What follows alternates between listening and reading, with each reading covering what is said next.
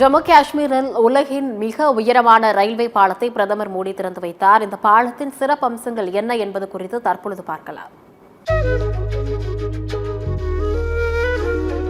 ஜம்மு காஷ்மீரில் ரியாசி மாவட்டத்தில் செனாப் நதியின் குறுக்கே சுமார் 1400 கோடி ரூபாய் செலவில் கட்டப்பட்டுள்ள இந்த பிரம்மாண்ட பாலம் உலகின் மிக உயரமான ரயில் மற்றும் வளைவு பாலமாகும்.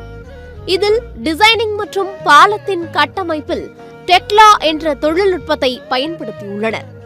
இரும்பால் கட்டப்பட்ட இந்த பாலம் 1315 மீட்டர் நீளம் கொண்டது. நில அதிர்வு மற்றும் பலத்த சூறாவளி காற்றை தாங்கும் வகையில் வலுவான ஸ்டீலால் வடிவமைக்கப்பட்டுள்ளது.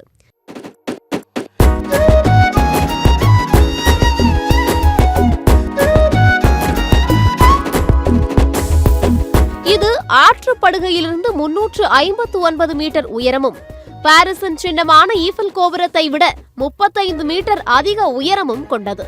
இந்த பாலம் ரிக்டர் அளவுகோலில் 8 அளவு வரை நிலநடுக்கத்தை தாங்கும் திறன் கொண்டது. இந்த செனாப் பாலம் 120 ஆண்டுகள் ஆயுட்காலம் கொண்டதாகவும் மணிக்கு 100 கிலோமீட்டர் வேகத்தை தாங்கும் வகையிலும் வடிவமைக்கப்பட்டுள்ளது. மணிக்கு 260 கிலோமீட்டர் வேகத்தில் வீசும் காற்றை தாங்கும் வகையிலும் அதிக தீவிரம் கொண்ட பூகம்பங்களை தாங்கும் வகையிலும் கட்டப்பட்டுள்ளது.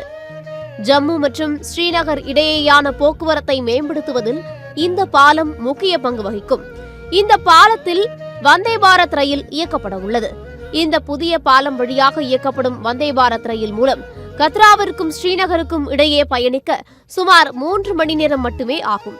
இதனால் தற்போதுள்ள பயண நேரம் 2 முதல் 3 மணி நேரம் வரை குறையும்.